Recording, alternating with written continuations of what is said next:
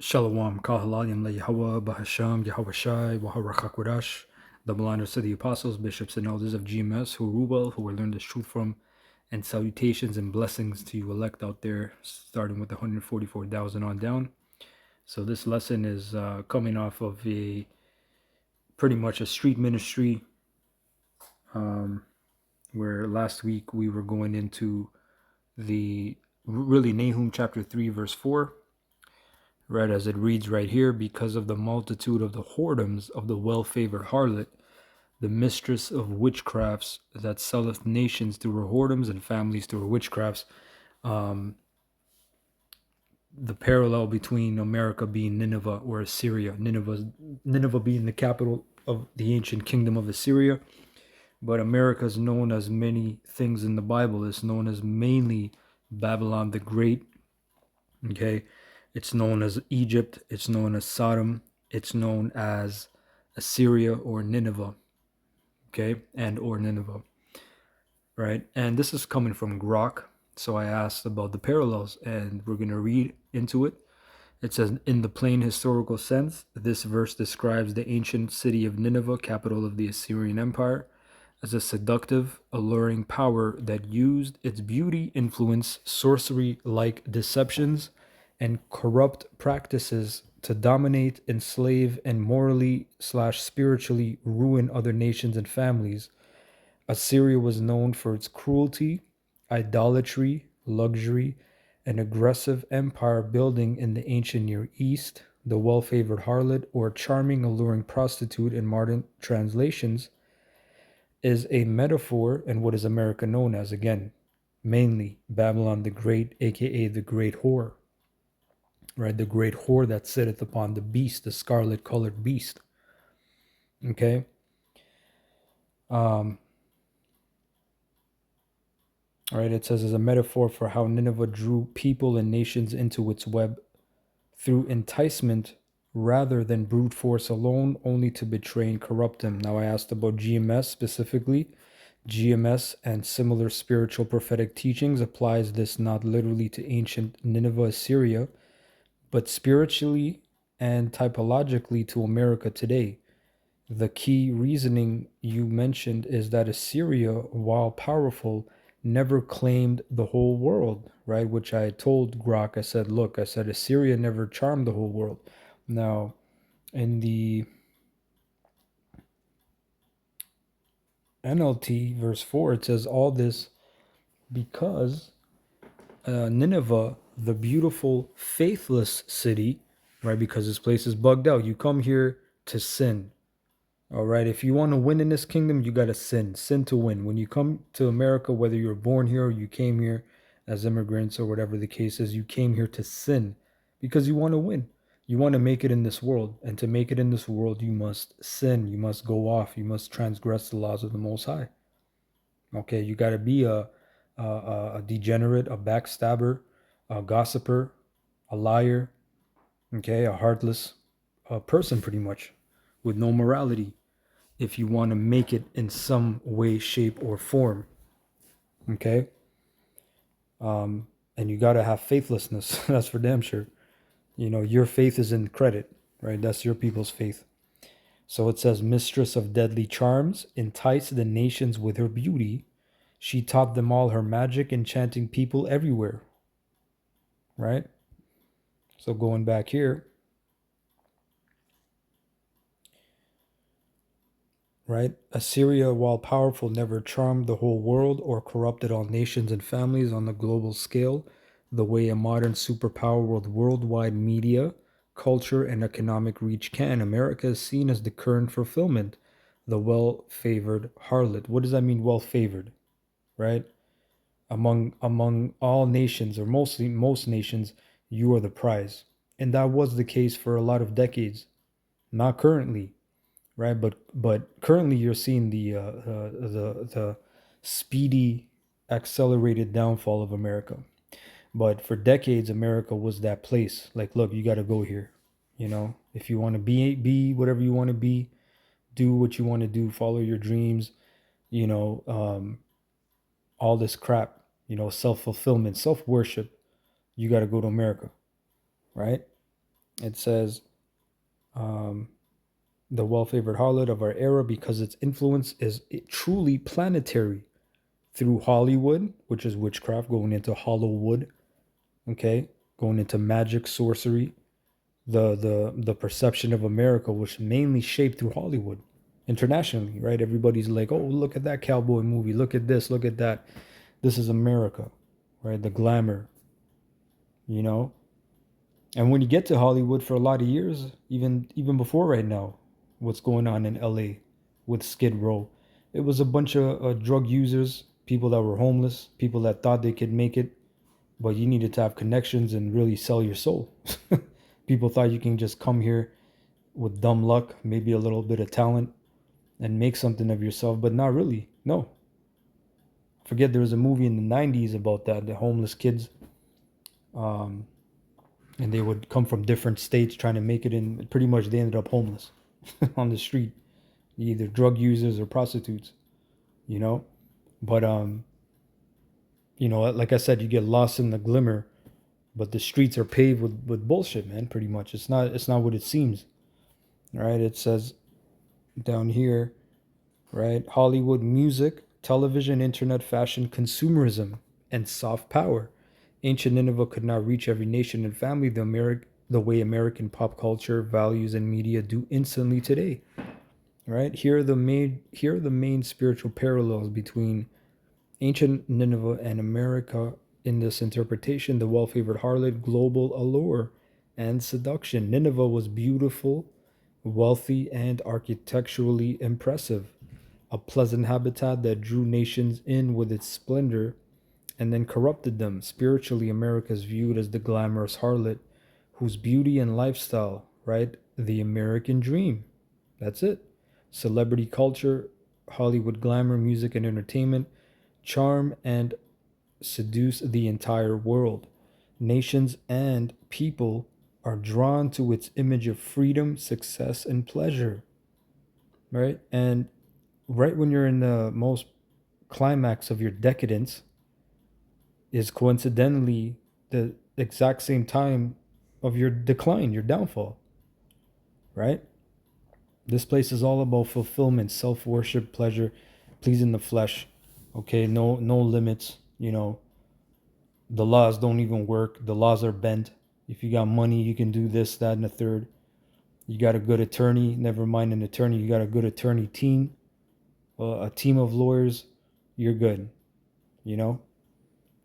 It says nations and people are drawn, read that part, freedom, success, and pleasure, but it leads them into moral compromise and spiritual unfaithfulness. Biblical whoredom, right, often symbolizes idolatry or betrayal of the Most High's ways. Exactly. Spiritual fornication or spiritual adultery. Okay. Mistress of witchcraft, deception, sorcery, manipulation.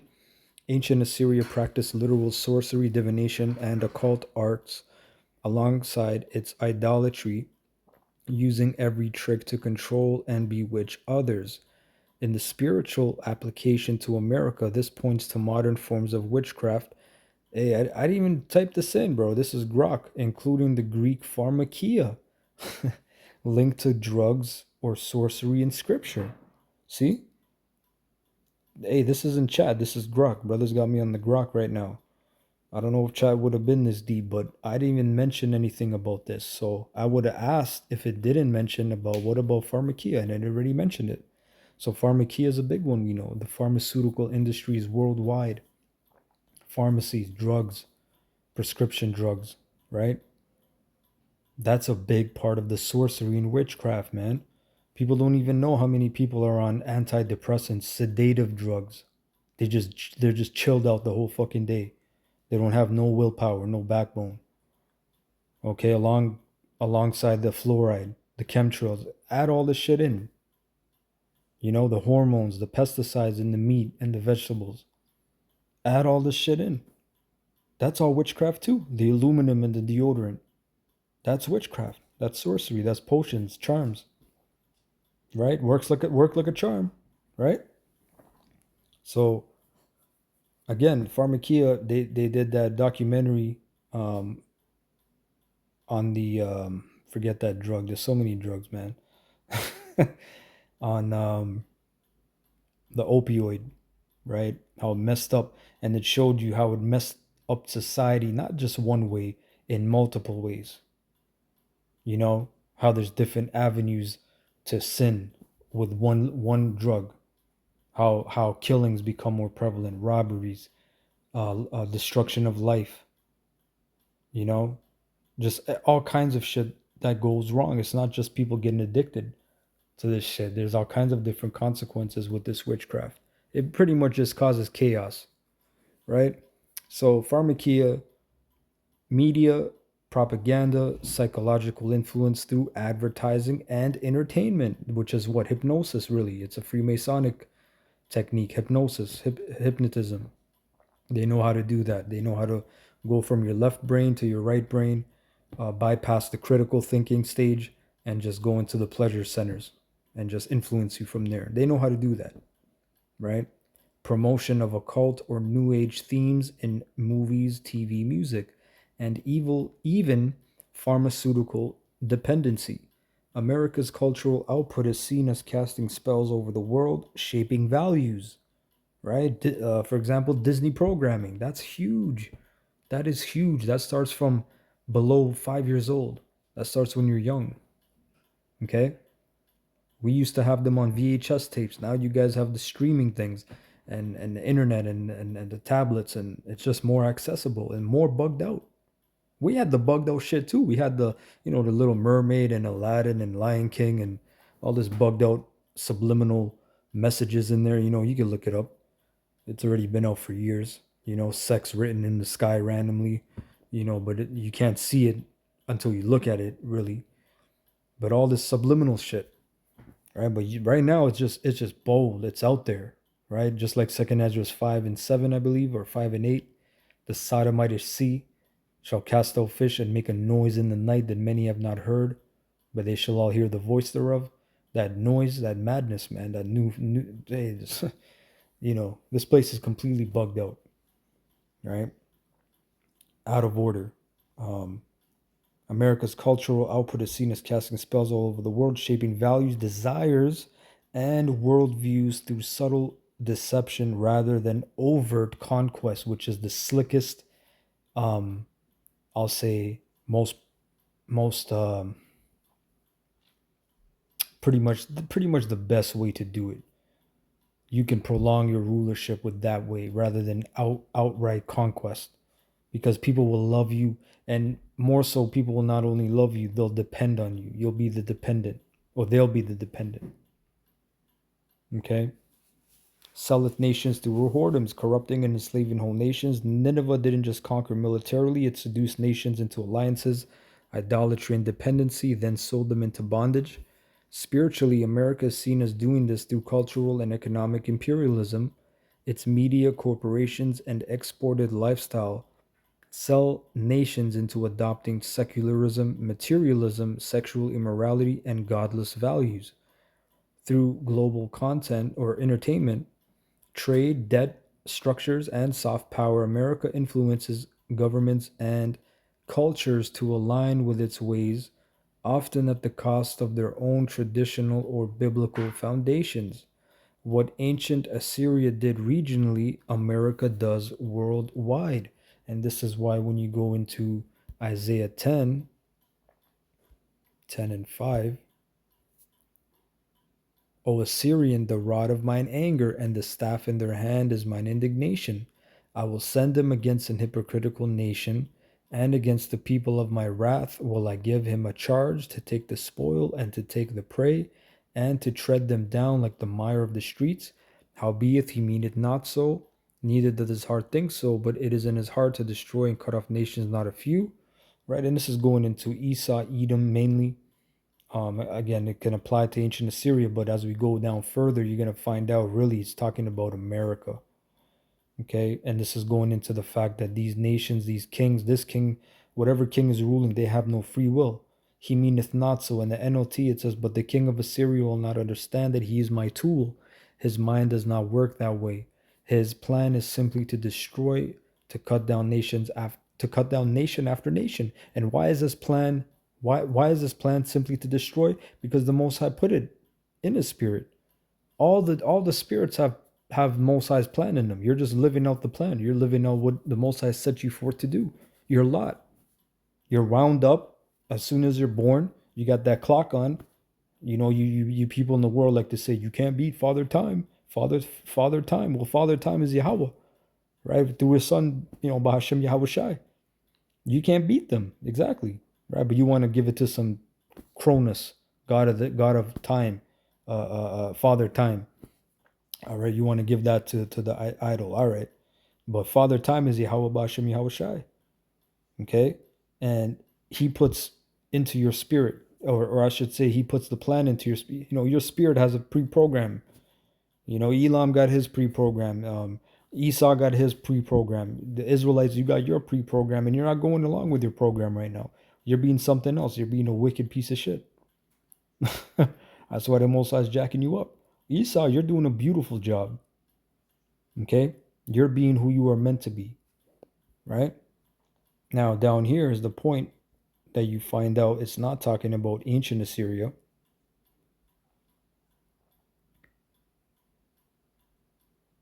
Right?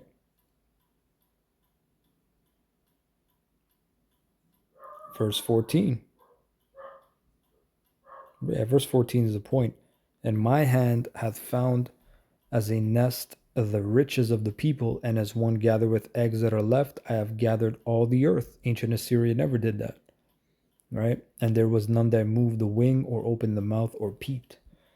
Right? So going back here.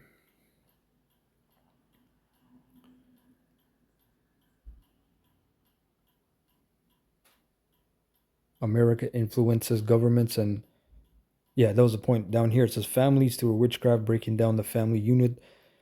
The verse singles out families as victims of the harlot's sorcery. In this teaching, America influence via TV shows, music, social media, education, and entertainment promotes ideas that erode the traditional family, easy divorce, hypersexualization, redefinition of gender and marriage, individualism over covenant relationships, and materialism that prioritizes career or pleasure over raising children in the fear of God.